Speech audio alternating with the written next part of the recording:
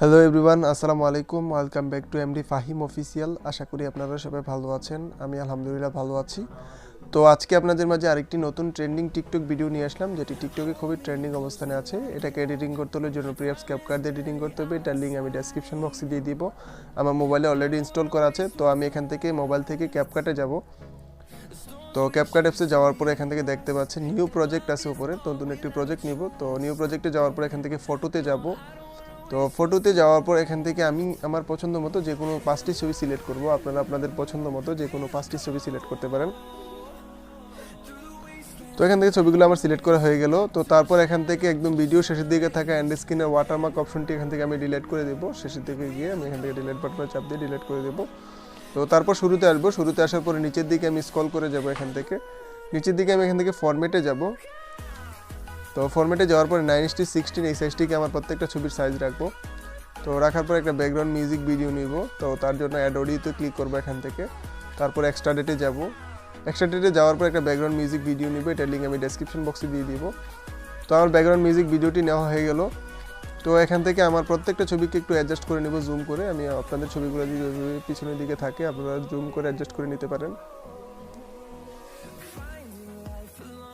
তো এখান থেকে জুম করে অ্যাডজাস্ট করে নেওয়া হয়ে গেল। এখন আমি প্রত্যেকটা ছবি টাইমলাইনগুলো সেট করব। তো টাইমলাইনগুলো সেট করার জন্য প্রথম ছবি লেয়ার উপর ক্লিক করব এখান থেকে। তো আমি আমার প্রথম যে ছবিটা এটাকে আমি 8.9 সেকেন্ডস পর্যন্ত রাখবো এখান থেকে। আপনারা একটু মনোযোগ সহকারে দেখবেন আমার ভিডিওটি। তো তারপর এখান থেকে আমি 2 নম্বর ছবিতে যাব। দ্বিতীয় ছবিতে এখানে যাওয়ার পর দ্বিতীয় ছবিটাকে আমি 1.3 সেকেন্ডস পর্যন্ত রাখবো এখান থেকে। তো তারপর 3 নম্বর ছবিতে যাব। 3 নম্বর ছবিকে আমি 1.21 সেকেন্ডস পর্যন্ত রাখবো এখান থেকে।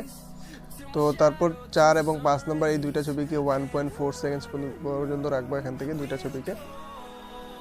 তো এখানে দেখতে পাচ্ছেন আমার সবগুলো ছবি টাইমলাইনগুলো সেট করা হয়ে গেছে, কারণ আমি ছবিতে অ্যানিমেশন অ্যাড করব। তো তার জন্য আমি শুরুতে যাব। তো শুরুতে যাওয়ার পর এখান থেকে আমি দ্বিতীয় ছবি লেয়ার উপর ক্লিক করব, নিচে অ্যানিমেশনে যাব। তারপর এখান থেকে আমি ইন অ্যানিমেশনে যাব।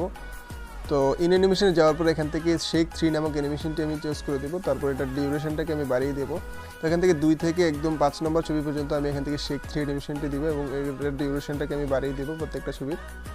তো বাড়িয়ে দিয়ে আমার এখান থেকে অ্যানিমেশন অ্যাড করা হয়ে গেল। তো তারপর এখান থেকে আমি একটা ট্রানজিশন ইফেক্ট অ্যাড করব। তো ট্রানজিশন ইফেক্ট অ্যাড করার জন্য এখান থেকে আমি প্রথম ছবির পরে সাদা অংশতে আমি এখান থেকে ক্লিক করব। তো ট্রানজিশনে ক্লিক করব। এখান থেকে ক্লিক করার পর এখান থেকে আমি ইফেক্টে যাব। উপরে দেখতে পাচ্ছেন ইফেক্টে যাওয়ার পর এখান থেকে স্ক্রল করে এখান থেকে শুটার নামক যে ইফেক্টটি আছে এটাকে আমি সিলেক্ট করে দেব। তো শুটার ইফেক্টে সিলেক্ট করে দেওয়ার পর নিচে আমি এখান থেকে অ্যাপ্লাই টু অলে ক্লিক করে দেবো। তো আমার প্রত্যেকটা ছবিতে এখান থেকে ট্রানজিশন ইফেক্ট অ্যাড করা হয়ে গেল। তো তারপর এখান থেকে ব্যাকে চলে আসবো। তো ব্যাকে আসার পর এখান থেকে আমি 2 নম্বর ছবি থেকে একটা ইফেক্ট অ্যাড করব। তার জন্য নিচে আমি একটু ব্যাকে যাব। ব্যাকে যাওয়ার পর এখান থেকে ইফেক্টে যাব। ইফেক্টে যাওয়ার পর এখান থেকে ভিডিও ইফেক্টে যাব। তো ভিডিও ইফেক্টে যাওয়ার পর এখান থেকে স্ক্রল করে আমি এখান থেকে পার্টিতে যাব। তো পার্টিতে যাওয়ার পর একদম নিচের দিকে আমি স্ক্রল করে যাব এখান থেকে। তো নিচের দিকে স্ক্রল করে যাওয়ার পরে এখান থেকে এক্স সিগন্যাল নামক যে ইফেক্টটি আছে এটাকে আমি সিলেক্ট করে দেব। তো এটাকে সিলেক্ট করে দিয়ে এটি লেয়ারটিকে আমি শেষ ছবি পর্যন্ত অ্যাপ্লাই করে দেব। তো আমার থেকে ইফেক্ট অ্যাড করা হয়ে গেছে। এখানে আমি একটা দুইটা ওভারলে অ্যাড করব প্রথম ছবিতে। তো ওভারলে অ্যাড করার জন্য প্রথম ছবি শুরুতে যাব। তারপর নিচে আমি দেখতে পাচ্ছেন ওভারলে আছে। তো এখান থেকে আমি ওভারলেতে যাব। তারপর অ্যাড ওভারলেতে ক্লিক করব। অ্যাড ওভারলেতে ক্লিক করার পর এখান থেকে ফটোতে যাব। ফটোতে যাওয়ার পর একটা পিএনজি ফটো আছে, এটাকে আমি সিলেক্ট করে দেবো। এটা লিঙ্ক ডেসক্রিপশন বক্সে দিয়ে দেবো। তো এই ছবিটাকে আমি একটু আমি বড় করে নিব, পুরো ফুল স্ক্রিন করে নিয়ে আমি এখান থেকে আমার প্রথম ছবি পর্যন্ত অ্যাপ্লাই করে দেবো এই ছবিটাকে। তারপর এখান থেকে আরেকটি ওভারলে অ্যাড করব। তার জন্য প্রথম ছবি শুরুতে যাব, নিচে আবারও অ্যাড ওভারলেতে ক্লিক করব এখান থেকে। তারপর এখান থেকে ভিডিওতে যাব। ভিডিওতে যাওয়ার পর একটা ওভারলে ইফেক্ট আছে, এটাকে আমি নিব। নেওয়ার পর এটাকে ফুল স্ক্রিন করে দেবো। তো এটার লিঙ্ক আমি ডেসক্রিপশন বক্সে আপনাদেরকে দিয়ে দিব।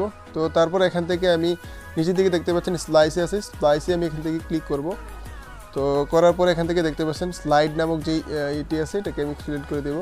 তো স্লাইডে ক্লিক করে দিয়ে আমি এখান থেকে টিক মার্কে ক্লিক করে দেবো। তো আমার এখান থেকে ওভারলে ইফেক্টগুলো শেষ করে অ্যাড করা হয়ে গেল।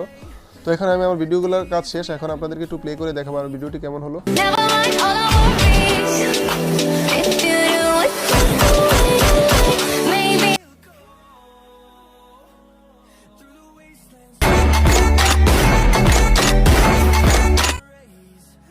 That's it. ভিডিওটা এডিট করার পর ঠিক এমনই হবে। তারপর উপরে তীর চিহ্নতে ক্লিক করে এখান থেকে এক্সপোর্ট করে দেবো। তো আশা করি আমার আজকের ভিডিওটি আপনাদের অনেক ভালো লেগেছে। যদি ভালো লেগে থাকে লাইক, কমেন্ট এবং সাবস্ক্রাইব করে আমার পাশে থাকবেন। আজকের মতো বিদায় নিচ্ছি। সবাই ভালো থাকবেন। আল্লাহ হাফেজ সবাইকে।